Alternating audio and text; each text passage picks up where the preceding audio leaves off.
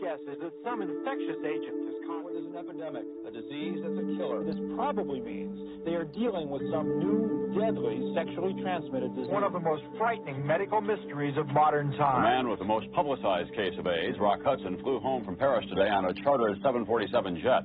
Hudson's Rock 6'4" Hudson returned to frame. Los Angeles and was immediately flown to UCLA Medical Center. It was there that Hudson learned he has AIDS. It took Rock Hudson's death to capture America's attention. By that time, AIDS had already killed 15,000 other Americans.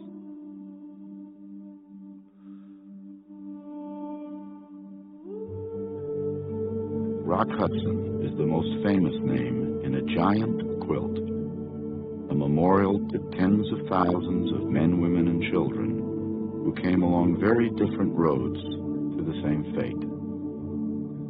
Ron Winters, Wayne Field, David Ray Wright Jr., Rand Basim Paul Edward Richards, Fred, Andy, Billy, Bob, Juan Jimenez, David, Bob Blood,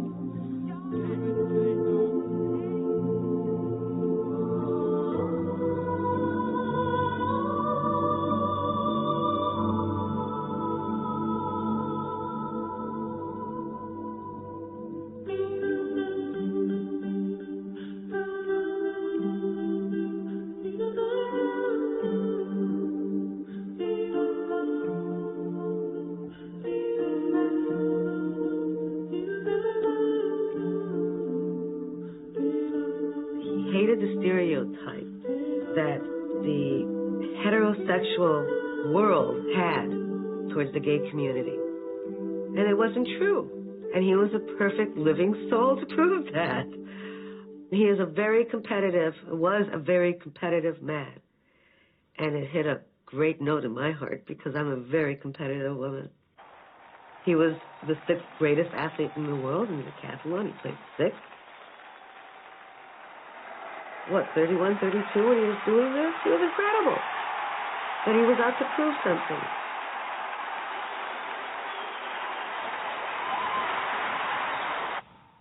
We'd go down and we'd play racquetball. I'd teach him how to play. And he said, no problem. I am a top-notch athlete. It is nothing for me to pick up anything. I am great and wonderful at everything I do. I go, ha, we'll see. My biggest pleasure was to be whipping him around that court. And every time he would be diving for a ball and crash into a wall with sweat pouring down, I would almost fall down laughing. I said, you're not in shape, Tom.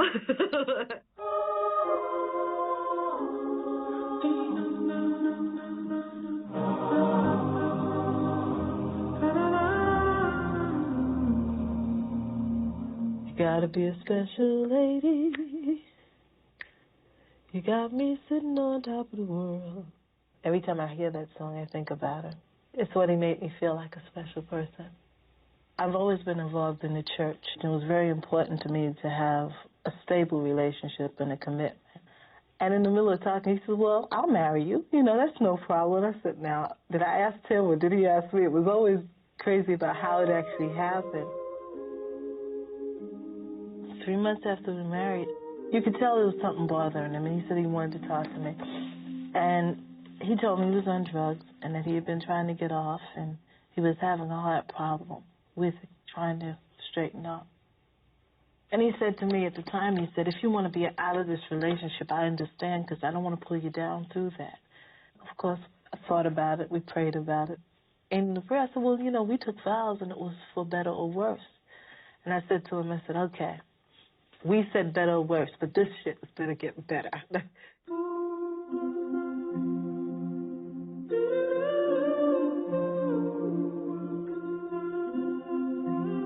It was a going-away party. We were talking to a bunch of people, and one of our favorite movies was Two for the Road with Albert Finney and Audrey Hepburn. And there was one scene in Two for the Road towards the end of the film that Jeffrey and I knew by heart, and we did it. Both parts. I forget who did which one.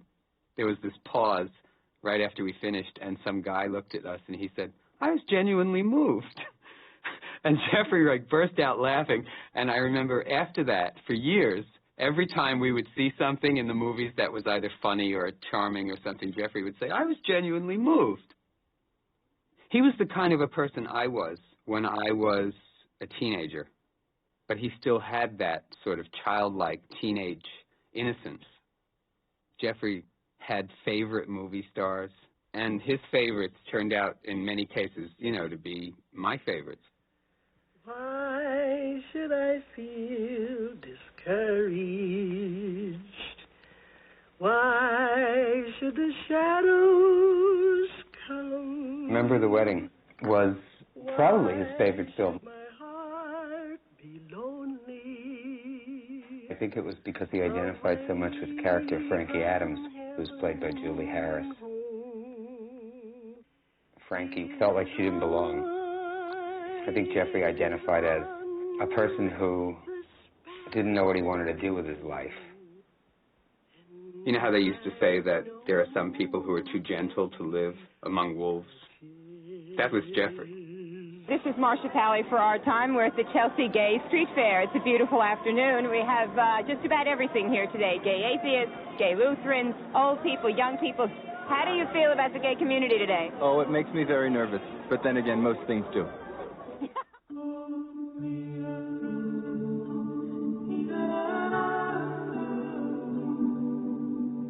I don't have any concept of what happens to us when we die.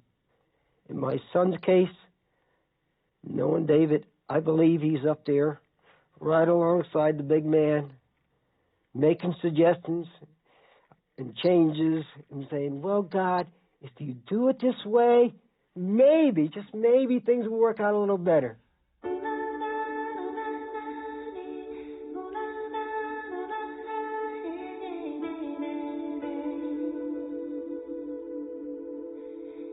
David was full speed ahead. Everything about him was a forward motion. Sometimes I would just look at him and marvel at him, because watching him was like watching someone actually eat life. And in the back of my mind, I thought, he's my little life eater. He really knows how to extract the most. He was a very strong child, physically. You know. He hated baths. So when I would hold him in his little tub, I would have to grasp him very firmly, or he was off and running. And the doctor noticed bruises on his upper chest and upper arms, much as you would take hold of a child if you were going to shake him, and asked that we put David into the hospital to see if he was an easy bruiser or if he was being battered. When they ran the test, they discovered not only was he an easy bruiser, he was, in fact, a classic severe hemophiliac.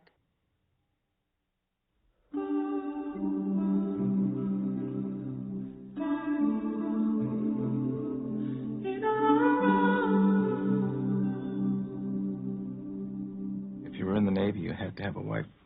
That was part of the Navy career. I spent 18 years with my ex-wife and had a decent relationship, I think, with her. But I only spent 5 years with David, and they were probably the happiest 5 years of my life. But at the time that we met, I was taken aback with his looks. Of course, that's always a good place to start. And he admitted to me later that he was taken aback by my Rolex. Neither one of us was particularly enthralled with the fact that we turned out to be gay. David had had a hang-up ever since his teenage years with the fact that he was probably gay, and he would have become an interior designer if it weren't for the great stigma attached to that occupation, and therefore decided to become a landscape architect instead, and was doing quite well in his landscape architecture business.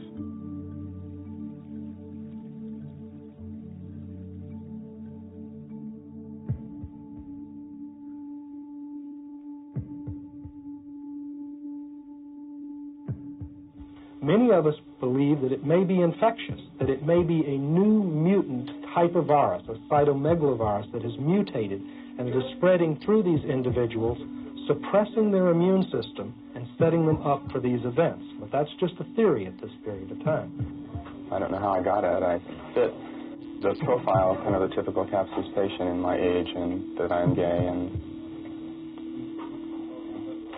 but I don't know how I got it. So far, doctors have only documented 60 known cases among gay men, so it is by no means an epidemic. They are concerned that it is attacking heavily in the gay community, and they're working on theories to explain why. In San Francisco, Linda Yee, News Center 4. Do we know for certain what causes it? No. Do we even know whether it's a virus, bacteria, or what? There are a lot of theories, but at this point we know nothing for certain. Do we know how it spreads? No. Now, if we don't know how to cure it, it must be spreading like wildfire. Yes, they're growing at an exponential rate. Among the victims is Bobby Campbell. The San Francisco resident describes himself as the AIDS poster boy. For me personally, I've had fungal infections, I've had warts, I've had stomatitis, which is an infection of the mouth so serious that I would not be able to eat, would not be able to talk, and I have cancer.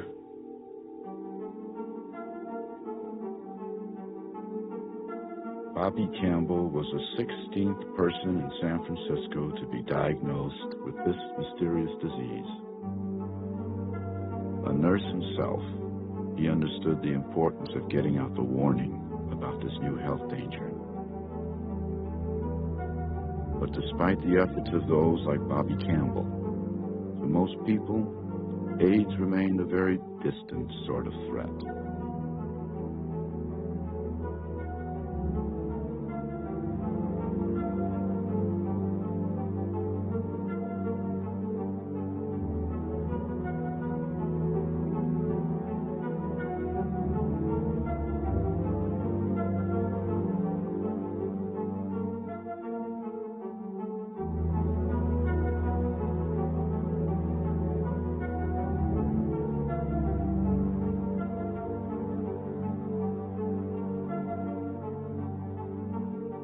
For years I've been wanting to have a child, and I've been in discussion with several other gentlemen about having a baby and just trying to be picky and with who and what involvement. And Tom founded the Gay Games, and I became a member of the board. We were both gay. We became best friends. And when I thought about it, I thought there could be no better man.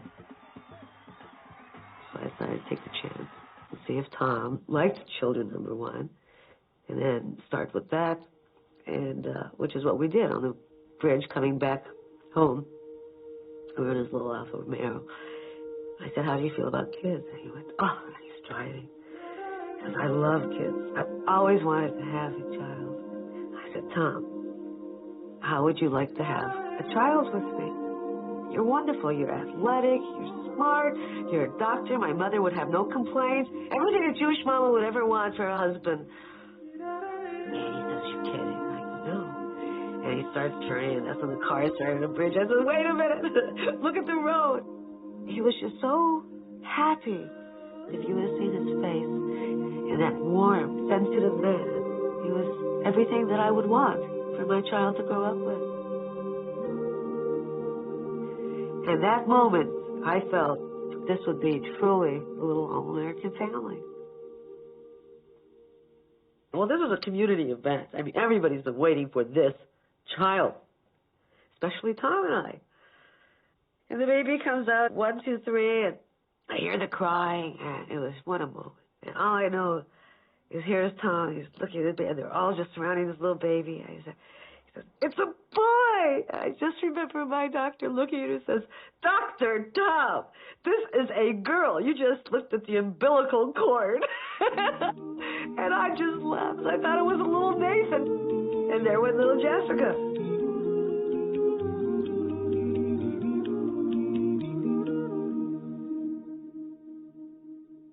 There were many times I would be asleep at 1 or 2 o'clock in the morning, and little guy would come to the side of my bed and shake me, and I'd try to open my eyes and be civilized.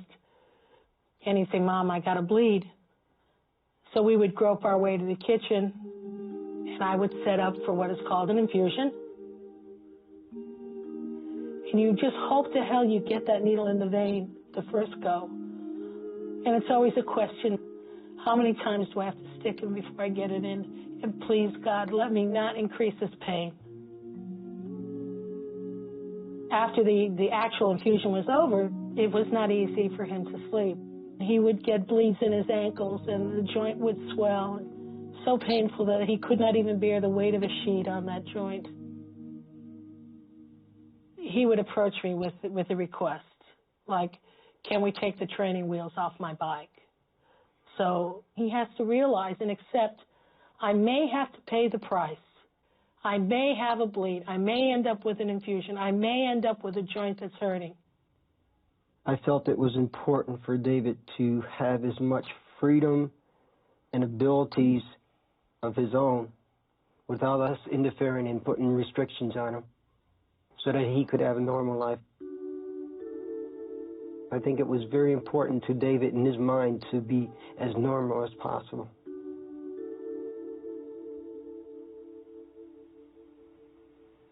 He went through programs, he went through detox, and he did well for a little while, and then he'd slip. When you're going through it, it's painful. When you look at it back, you think of how much worse it could have been. I mean, his caringness protected me. You know, he didn't let me hurt. He didn't take my furniture out of my house. He didn't rob me. He didn't rob anybody, you know. The only person he ever hurt was himself. And it was a struggle for 5 years until after our daughter was born. Rob wanted to be the best father that he could, and he was just so nurturing and caring about his daughter. He bathed her, he washed her, he took her for walks, he rolled in the stroller, he changed diapers. That wasn't a problem. I don't like diapers. He didn't mind it. And she was so attached to him. Her daddy this, her daddy that. I think that's when he realized he had to change.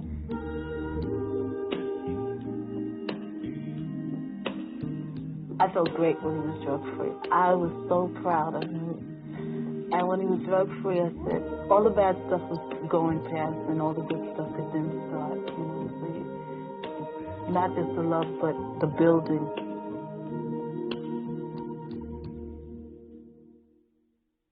The disease called AIDS, acquired immune deficiency syndrome, sounds less than deadly, more like a diet pill. AIDS has struck only a reported 1,500 people, but it has killed almost 600 of them, and as yet no one with AIDS has been cured. Puzzling new disease has appeared the past couple of years that is spreading rapidly among homosexuals, and it is a disease that is fatal.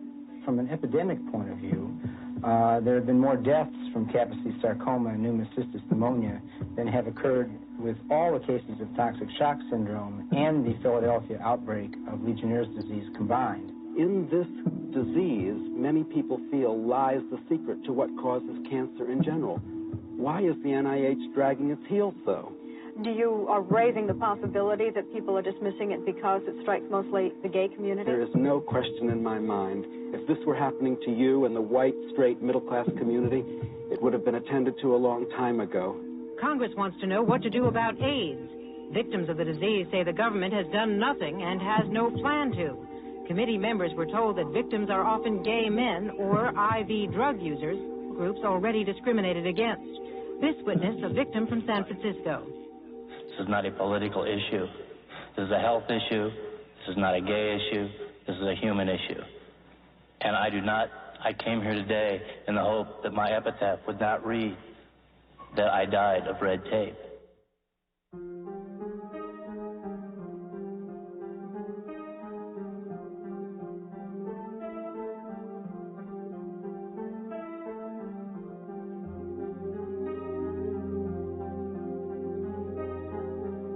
In just 2 years, the number of AIDS cases was nearly doubling every 6 months. The government declared AIDS its #1 health priority. Yet of the $3.8 billion spent on health research in America, less than 1% went to this epidemic.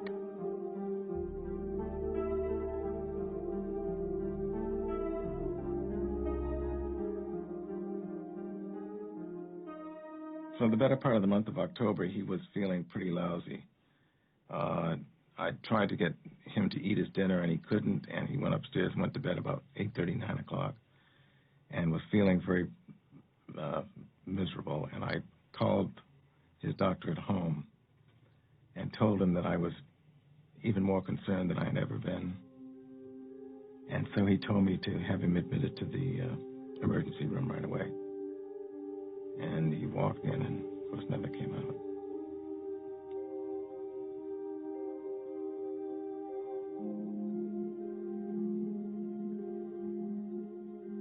David died at 4:30 in the morning of 19 November, and I was required to be in my desk at the Pentagon at 8 o'clock in uniform, ready to work, looking like a prim and proper naval officer, having just lost one of the most important people in my life.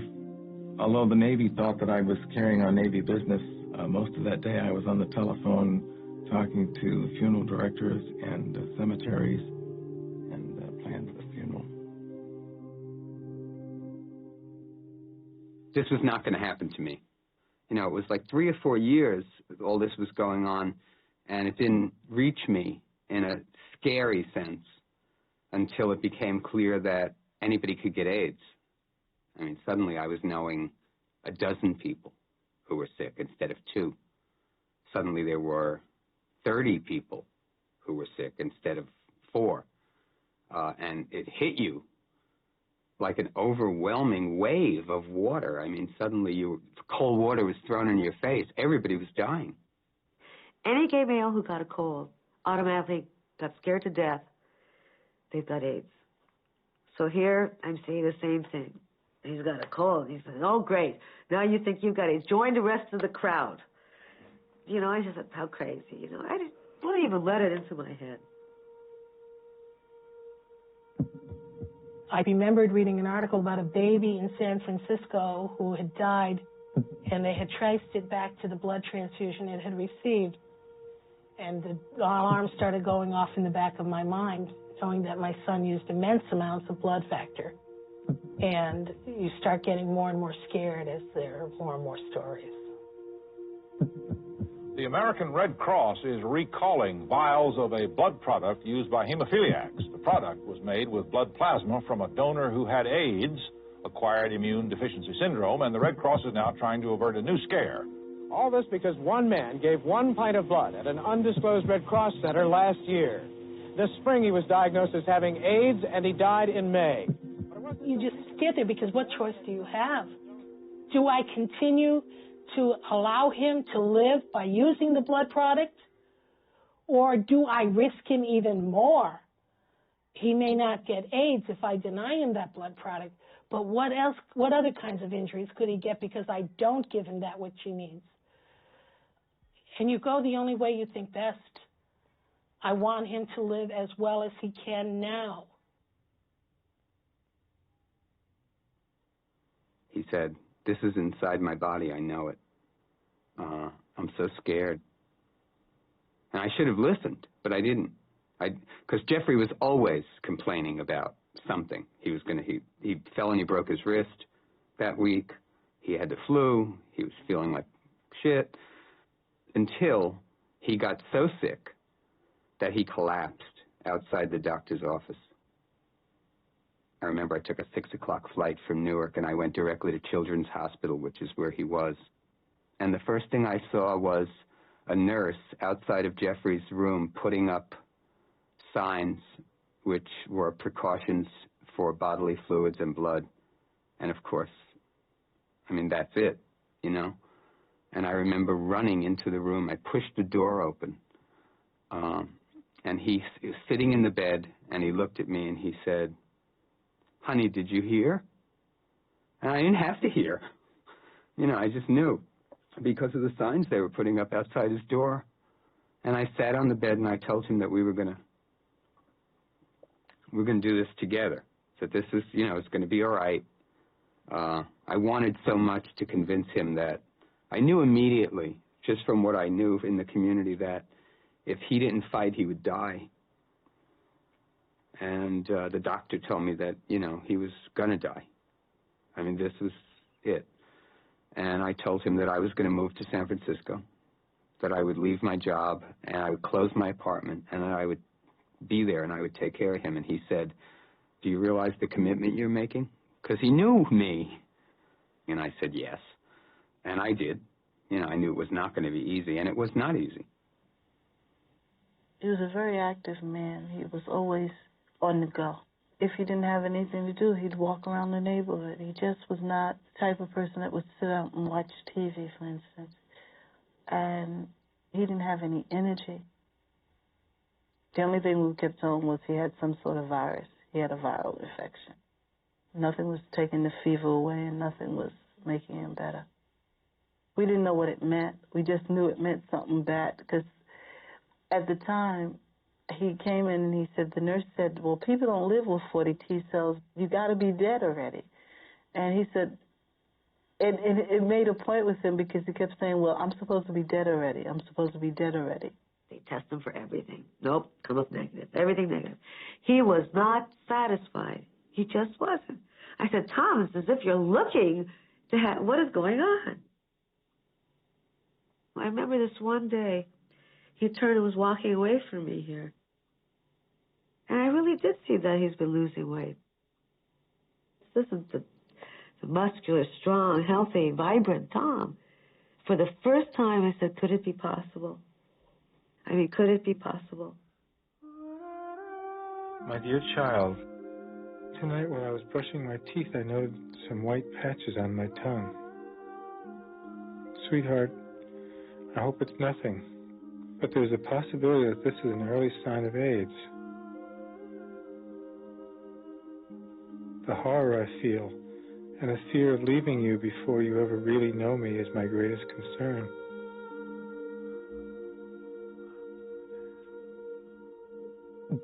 Back now at 7:17 with a question. Is the deadly disease AIDS now a health threat to the general population? The government today tried to reassure people that there's no evidence AIDS is breaking out into the general population. Assistant Secretary for Health, Edward Brandt. What's important is that there is no reason for panic among the general public.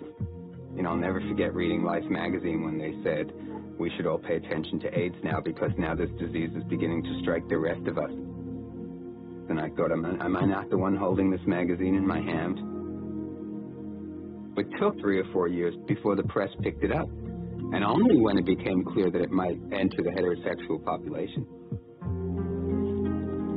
Gay men continue to be hit hardest, accounting for 3 out of every 4 Americans with AIDS.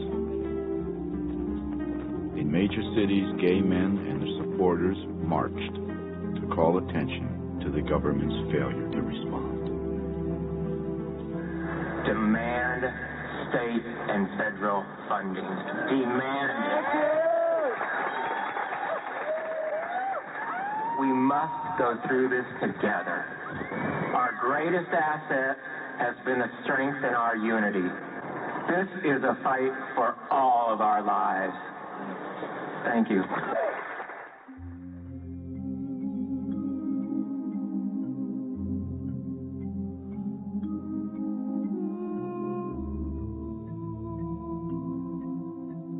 Most people still thought AIDS was a disease only of gay men. But more and more heterosexual men and women and children were turning up with the symptoms. AIDS would soon become the leading cause of death for hemophiliacs.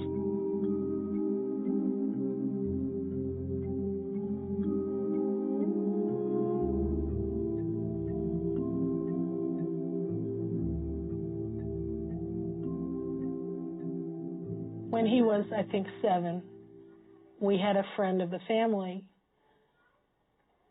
who passed away from AIDS. This was a young man in his mid-20s who had hemophilia. And the day that we got the news that Steve had passed away, David and I did a lot of hugging that day, just wanting to touch each other a lot. But that night, when I put him to bed, and as I was tucking him in, he looked up at me and he said, I'm going to die of AIDS too, aren't I? And I have this sense in the back of my mind that from then on, David was getting ready to die. Tom's worst fear and nightmare was, God forbid, in case he would have given it or passed it on to us, meaning Jessica and myself. And I went and got tested. There's something to that weight that really can drive you crazy. I mean, it makes you crazy if you weren't before. And we get there. I remember getting in, the counselor, the person that tells you, we get in. He says, well, I'll get to the point. I go, please do. He says, you're negative. Absolutely. I said, you sure? Check the numbers. You're negative. I just jumped for joy. I remember rushing home and telling Tom, and he was so excited. Thank God. The only thing that they didn't do was take away the fact that he still had it. I remember noticing that there was a dark spot on the back of my knee, like inside the hollow behind. And I noticed it, you know, I think most people did by accident. You know, I just looked and there it was. And I couldn't lie to myself. I wasn't, because I was more sophisticated about this disease than I think the average person, and I knew immediately what I was seeing. And of course you hope that it's not. I mean, everybody does. But I immediately made an appointment to see my doctor in New York. The phone rang, and it was my doctor in New York, and he said, I can't believe this, but the biopsy came back negative. It was a mole. And it was incredible. I mean, just incredible to hear this news, that in fact it was not KS. And 2 days passed, and again, the phone rang at the AIDS Foundation with my doctor, and he said, I will never, ever be able to make this up to you. And I don't know how to tell you this, but the lab slipped your slide with a slide of an 86-year-old heterosexual woman who's gotten a KS diagnosis, which is not possible. So I'm sorry to tell you this, but it turns out it's positive after all, and you do have KS. And at that point, I sort of felt like, you know, Susan Haywood and I Want to Live, you know, with the governor giving her a pardon every 5 minutes and then the phone ringing. It just drives you nuts. You know, the stress was enormous. I was at the end of my emotional rope. And this was the final verdict. The final verdict was that I had AIDS. Kill people. It testifies me because girls be hanging out with us. And one night they could be in the club not supposed to get. This tape concert aired on cable systems last month. Predictably, it did not receive rave reviews from the gay community. In protest, this record store in San Francisco's Castro district will no longer stock Eddie Murphy tapes and records. Murphy's manager says he's not anti-gay, but anti-AIDS.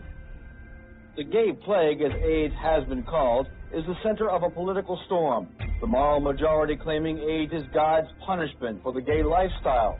All this media attention and sympathy for these AIDS victims just really bothers me. Let's call a spade a spade. AIDS is a venereal disease, and the vast majority of its victims are a group of abnormal people with a very strange and unusual lifestyle. Cleve Jones and Mark Ostfield are homosexual, both victims of an increase in anti-gay violence that many contend is being fueled by fear of AIDS. That's what happened to Charles Howard, a 23-year-old homosexual from Bangor, Maine. He was attacked, pushed over a bridge, and drowned. Parents were afraid 3 brothers, Ricky, Robert, and Randy Ray, all hemophiliacs, would spread the AIDS virus they got from blood products. The Rays left Arcadia after their home burned in a suspicious fire. But the year-old... Seeing what happened to the Ray family, he just voiced, you know, can this happen to us, Daddy? And I told my sister, I don't know. I can't answer that, honestly. I can't give you an honest answer. And he was asked by a reporter one time how he felt about AIDS. We have the right to do everything that everyone else does. We have the right to run around and play. We have the right to go inside someplace without having to fear or shame that, oh, I have AIDS, oh, I might give it to someone, because that's what I felt for a while before I really realized anything. I felt, oh God, what if I did give it to someone? Oh, what could happen? And it was really starting to scare me. Dave and I talked about letting people know whether he had AIDS or not. I read an article that there was a lotion being sold in Arcadia, strawberry scented, and you could rub it on your children's skin and it would protect you from AIDS. And the people were buying it. And all of a sudden, I just couldn't trust anybody to behave responsibly, to make the effort of finding out what AIDS was all about. We didn't come from a different planet. We're still the same human beings that they are. We just have a little difference, no difference in ourselves. And I don't see why anyone should put some person down for that. The word just spread so fast. But I remember I called everyone up, all in Los Angeles, and I said, I want to meet everyone at my sister's house. And I will have something I have to tell everyone. I told them that Tom had AIDS. And their first things, don't go near him. Don't let Jessica near him. It's like, you catch it in a tear. It's just the education of what they knew. And I didn't know all that much more. And, of course, being in Los Angeles, they're reading about Rock Hudson and everyone else. And now it struck the family. It was very sad. And what I told them is that I wanted the respect and I wanted Tom treated just like anyone else. This is the situation. He's going to be dying. I want to make sure people are there. And the biggest thing is that whatever the services, and at the time we hadn't discussed it, it was enough. The last thing I wanted to discuss was services, but if there was a funeral, I expected every single one of them to be there. And if I didn't get that love and support, and I'm very close with my family, and I truly meant it, that if there was one person that backed off, that they'll never see myself or Jessica again.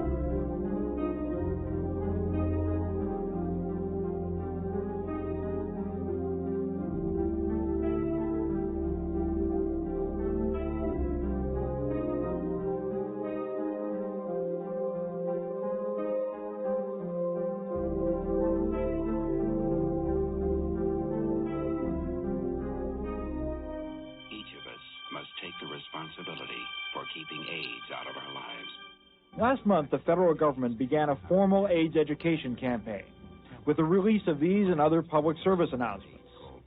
The U.S. was one of the last developed nations in the world to undertake an AIDS education campaign, and critics say the ads still do not contain enough specific information. The critics point out that the president did not mention the word AIDS in public until he was asked about it in September 1985. Bauer says it was not necessary for the president to talk about AIDS before then.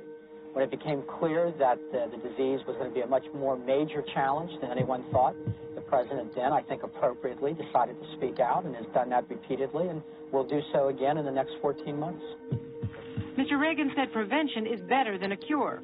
He sided with his education secretary, William Bennett, and other conservatives who say that the government should not provide sex education to children. The Surgeon General disagrees strongly.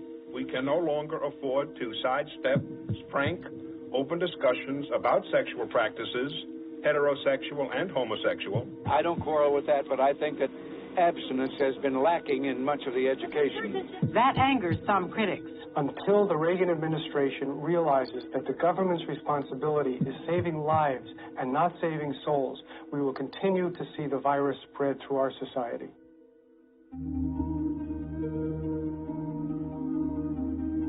In the 7th year, the national debate over how to confront the epidemic had finally begun.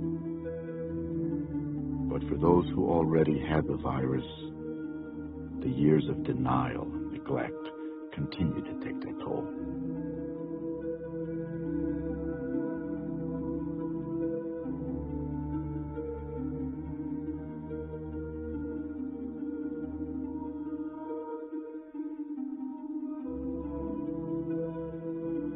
be in the hospital. He wanted to die at home.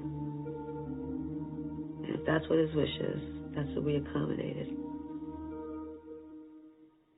There was nothing now to do except set up. At least we know that he's going to die, so now what do we do? To make the most for our daughter. He saw Jessica every day. It was unlimited. It was just a delight for him. He just couldn't get enough of Jessica.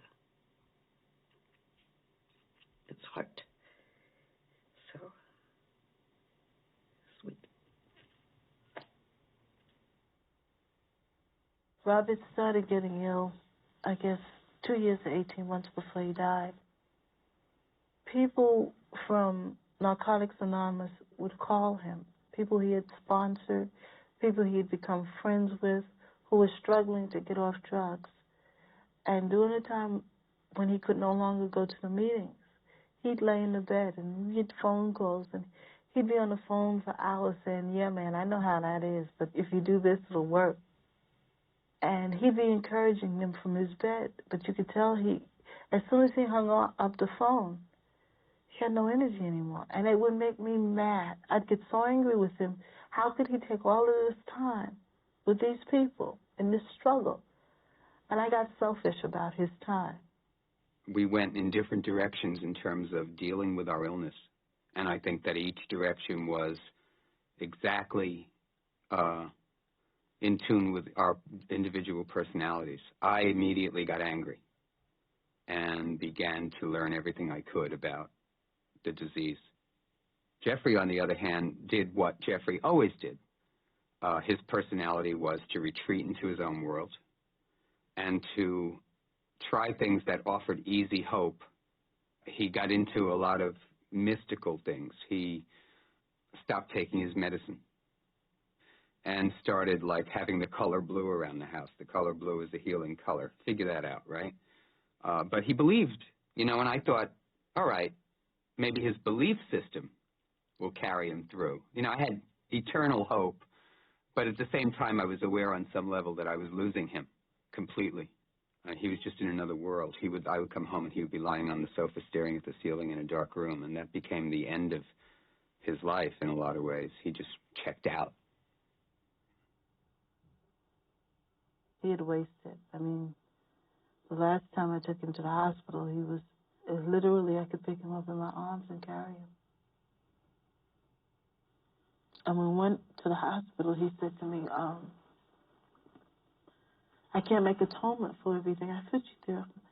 I said, atone? I said, you atone to God. You don't atone to your wife.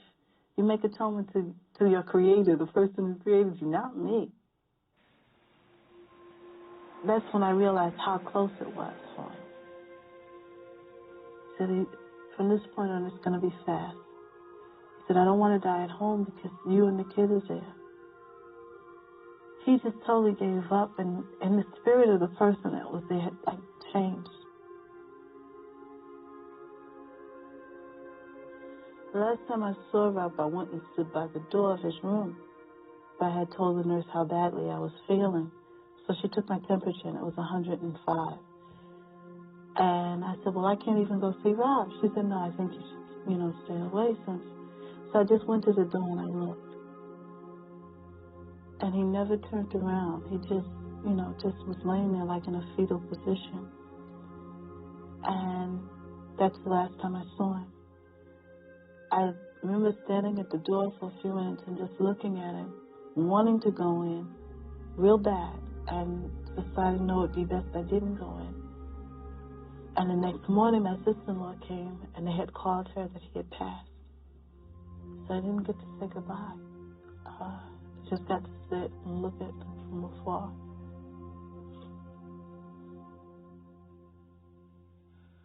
When I was diagnosed a year ago with AIDS, I didn't shed a single tear. And of course, most people, I think, when they first diagnosed, it just really blows them away. Well, all of my tears had been shed the year after David died, recognizing that, I was probably doomed. And so when the other shoe finally fell, it was just comforting, I guess, more than anything, to know that where I was headed. I am to be buried next to David in Rock Creek Cemetery, the oldest cemetery in Washington, and in a very beautiful spot.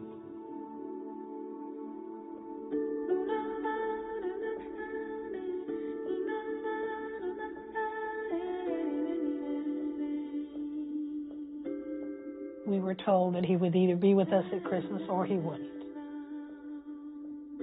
I wanted David to hold on to the magic of his childhood. That was his right. That's the right of every child, to hold on as long as they can.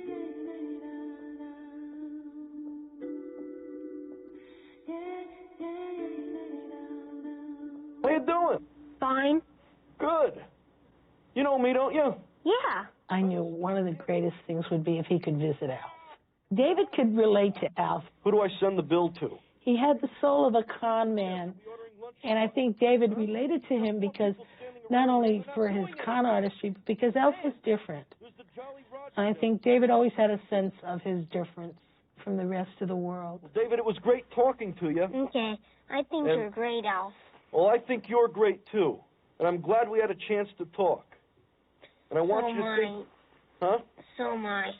And I want you to listen to me. I'm going to tell you something. I want you to think positive thoughts.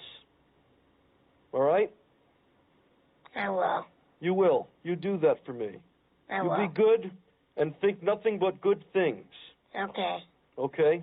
Have a Merry Christmas, Alf. You too, David. Have a very Merry Christmas. Okay. Bless you. Bye-bye. Bye-bye. His last Christmas, we tried to make it as best one as we possibly could. We went out, him and I went out, and it was the first year that I got a Christmas tree early.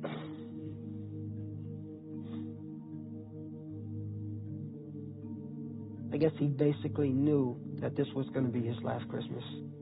And he tried to make it as good for us as we tried to make it for him.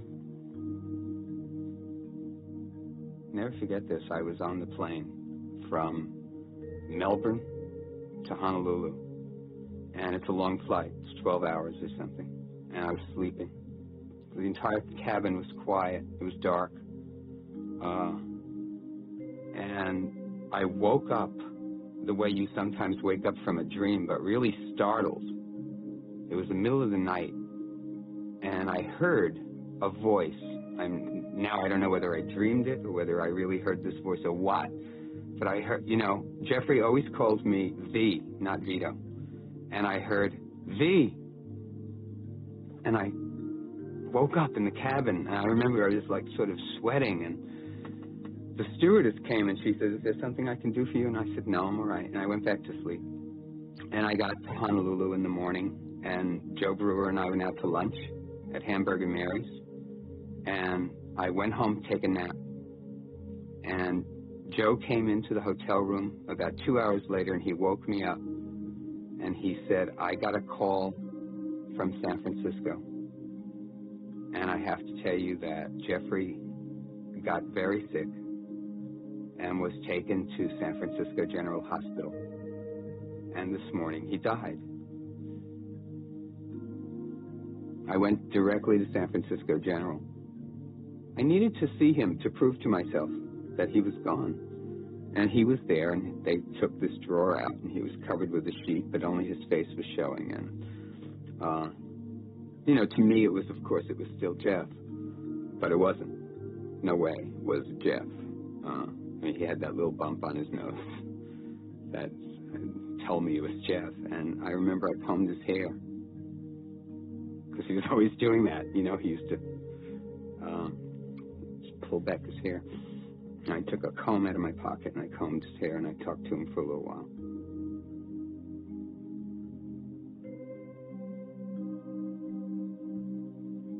Watching the heart monitor cease, stop it, the numbers kept coming down, lower and lower and lower. And then finally the nurse saying, he's gone now.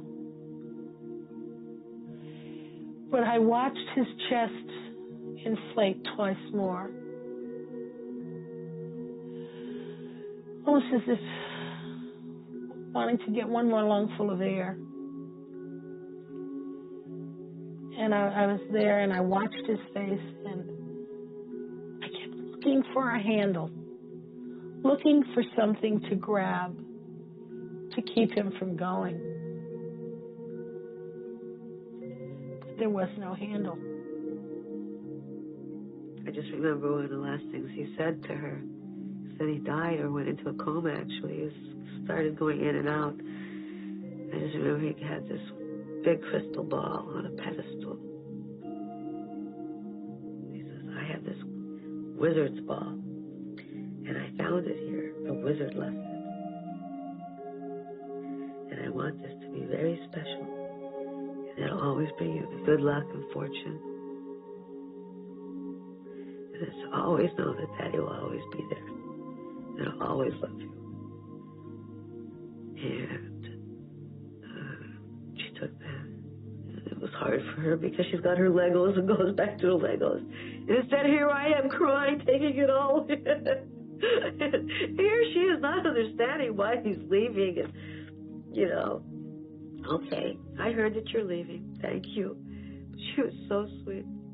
And I see him, and he was in so much pain at that time. He's just trying to see the tears just rolling down. And that was his last time of seeing Jessica. And that was it. And he passed away.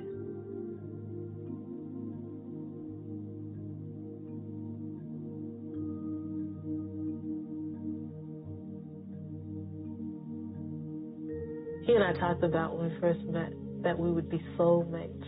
You know, it's like we would always have that bind that would connect our souls. And I think we will.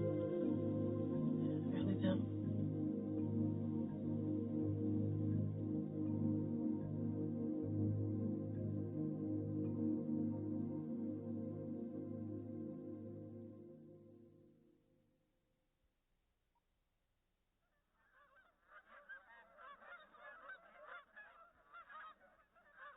People had heard of the Names Project and asked me, are you making a panel for David?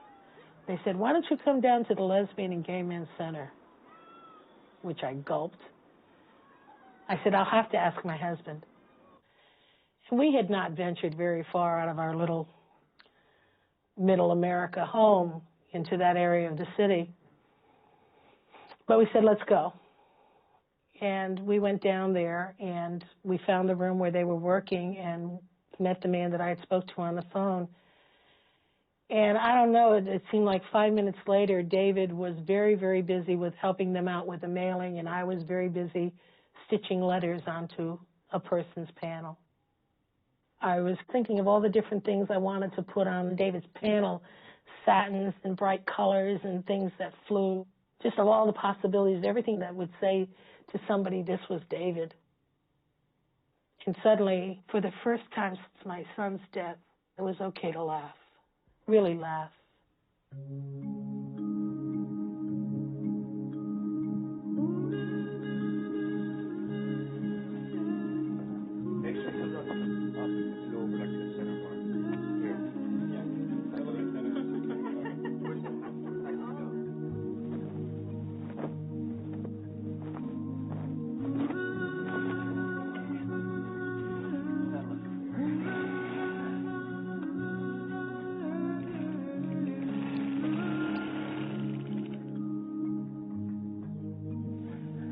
In 1987, in a storefront in San Francisco, friends, families, and lovers began to piece together a quilt.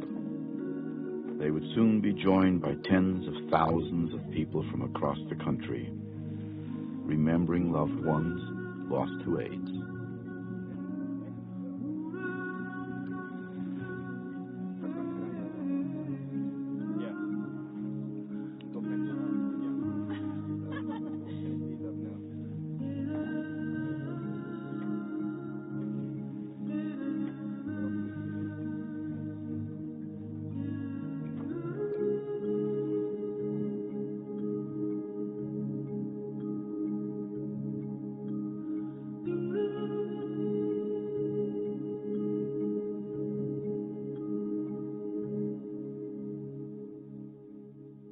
I'm very proud that he has so many panels because that means that his message got across. The happiest thing that I feel, and I know Jessica will feel as we get older, is I think that we're just proud to have so many people love the same man that we love. After he died, I played some tapes that he had. I was listening to this one tape, and he's talking to Jessica about Mama, and I love Mama, and you've got a wonderful Mama. But I got to tell you, this one's for Mama. Remember all those times we played racquetball? I let you win. And I was crying. Judy was crying. And I heard that, let me win. How dare you say that you let me win? Even to his dying days, it's like that competitive edge. He knew he still wanted me to remember and to have something.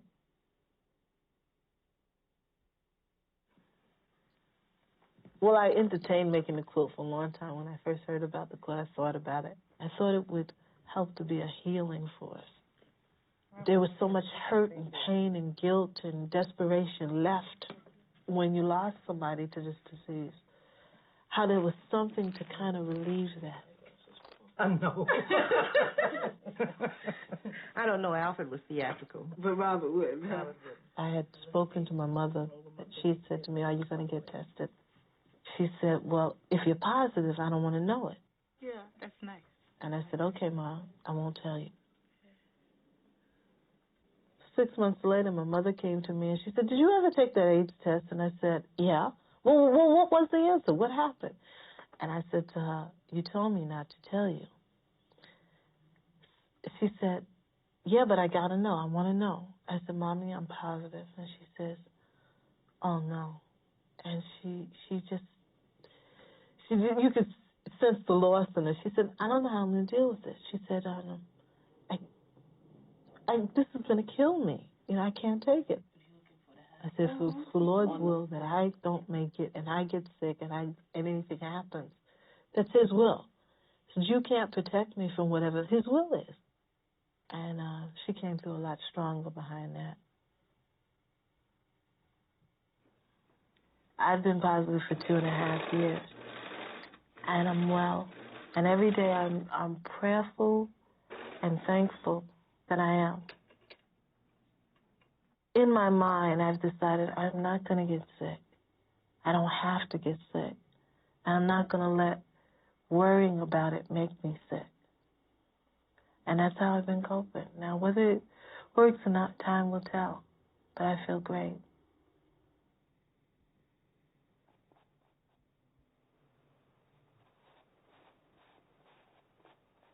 In the 48 years that I've been around, I've done more than many, many people do in a full 80 or 85 years on this earth. I've raised a family, had a successful naval career, been around the world many times, and loved and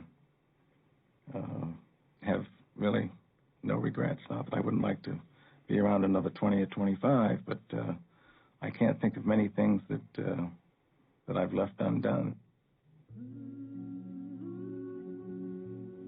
The panel that I made has my name on it with my rank at Retirement Commander T.E. Torrey. David has a panel there, and I just would like to have one. And I just decided that if I was going to have one, I'd do it myself. Hang in there, buddy, because it won't be long before we're together again. And I truly believe that, and that's been one of the things that's I think been comforting to me. I do believe in an afterlife, and I just look forward to that.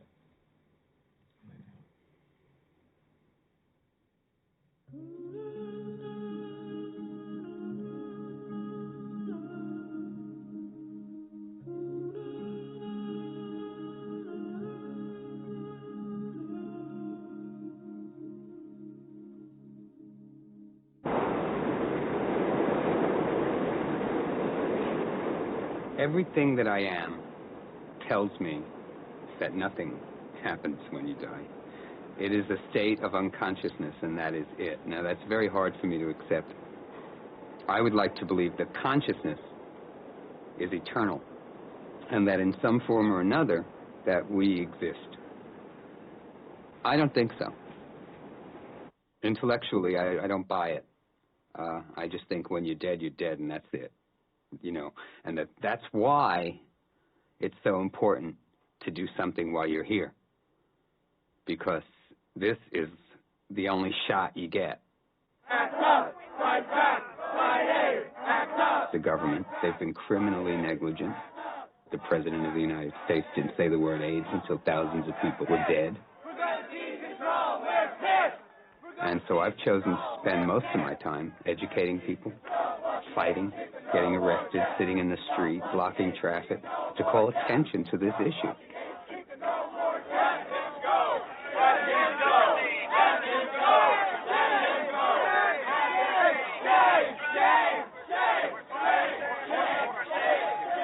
My name is Vito Russo. I'm a writer from New York City, and I have AIDS, and I'm here today because I don't want to die. I know that there are drugs out there that can save my life, and I want to know why they're not being tested more quickly. I'm here today because I don't want a quilt with my name on it to be in front of the White House next year. If I live another 10 minutes or another 10 years, that's the way I'm going to spend my time, agitating for change, because change needs to happen. I met a guy in the doctor's office a couple of months ago who told me that all his friends were dead. And it took a couple of seconds for me to sink into what I was hearing. And he was a 32-year-old guy who said, I only have acquaintances now left. And what's even more frightening is that that's not unique. And that you know a lot of people who just have lost all their friends. And that's an experience that I don't think many people have in a lifetime except during war.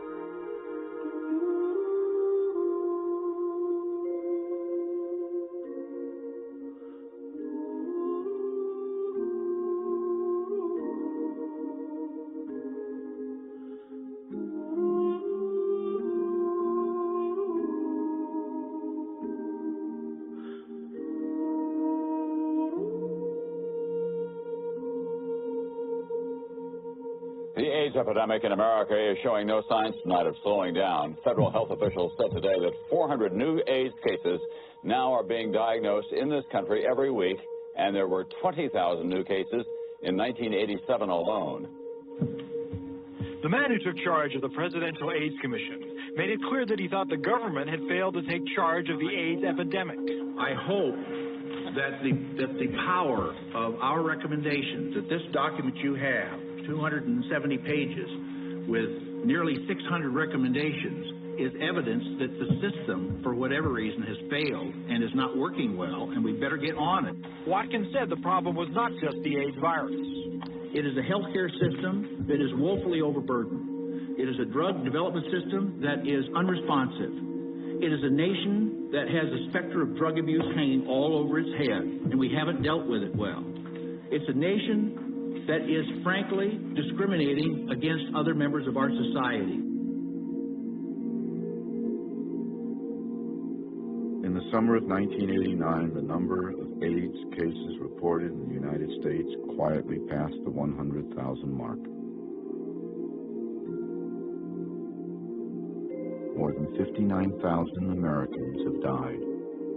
More Americans than died in the Vietnam War.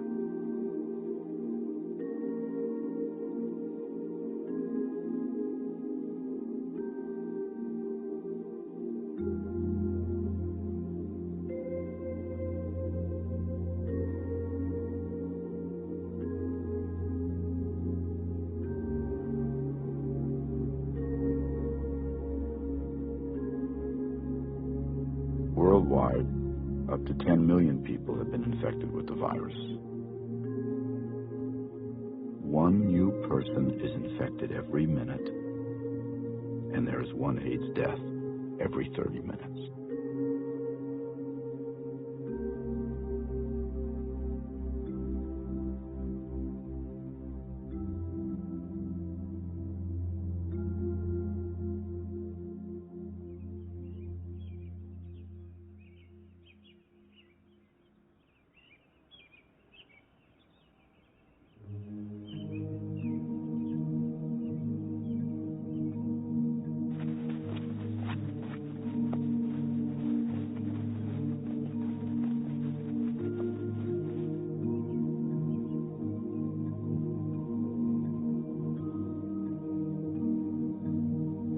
Bill Krause, Bob Greenwood, Richard Anderson, Reggie Hightower, Gary Barnhill, Simon Guzman, Lawrence, Randy Partlow, Stephen Quesada, Felix Velarde Munoz, John Riddler, Paul Walker, Bill Cathcart, Bobby Campbell, and my friend Marvin Feldman. Jose Ramirez, George Dutra, Scott Oatman, Gemini Jim, Diggs Gamble, Todd Coleman, David Thompson, Larry Long, Frank Cook, and my friend Jeffrey Phillips.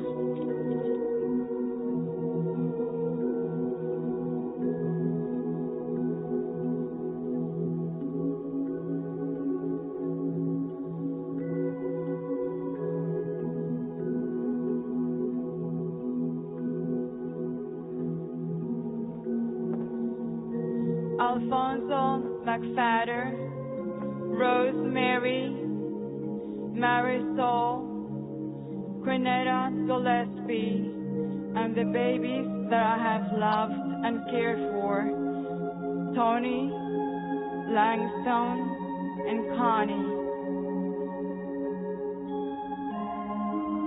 Alan, Bert, Dominic, Martha, Costa Catrales, William Paul Chase, David Wade, Dean McDowell, Bill Benville, Paul Richards, Hank Irons, Para Todos los Niños, my friends Peter Hujar, Tucker Ashworth, Robert Hayes, Antonio Lopez, and Peter Lester.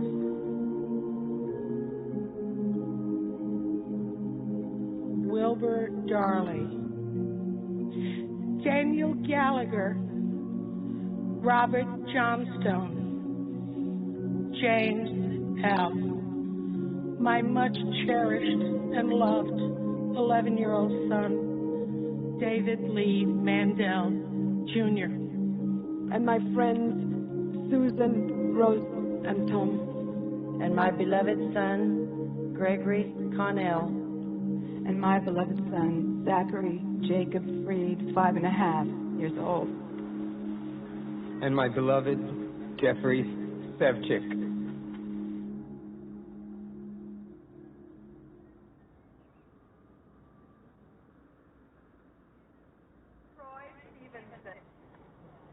Roger Whittaker, Jeffrey was Sidney Dalton, a perfectionist, and I'm sure he'd hate Gary this Steinman, because I'm not. I'm a big slob, and I sort of put floppy sequins all over it under his name, and I think he would want those removed. Steve Miller, Thomas Alex, You know, sometimes I look at his picture on my desk and I think, where the hell are you? He's got to be somewhere, right? And it's been almost 3 years now since Jeffrey died, and I still, every day, I wonder where he is. For me, the quilt is where Jeff is. Paco, Raymond, Tanya, Todd, York, Dennis, etc. Our most precious jewel, John, our most beautiful son, John Anthony, Johnny Boy, Olatano. And we love him so much. We love him so much. We hope all parents would understand.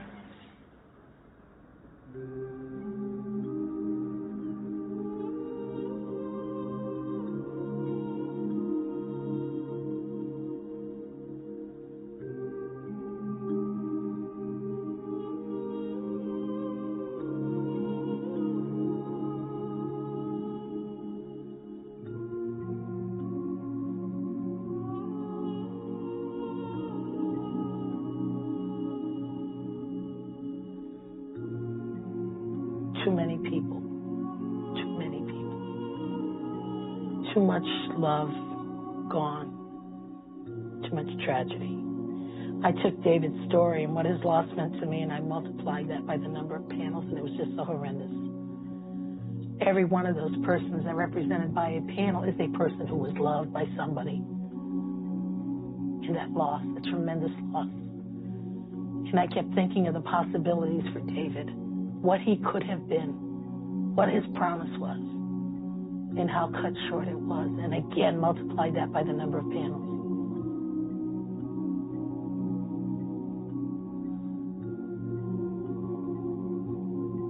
I think what we want to see eventually is an end. A day when we can stop adding panels to this quilt and put it away as a symbol of a terrible thing that happened that's now over.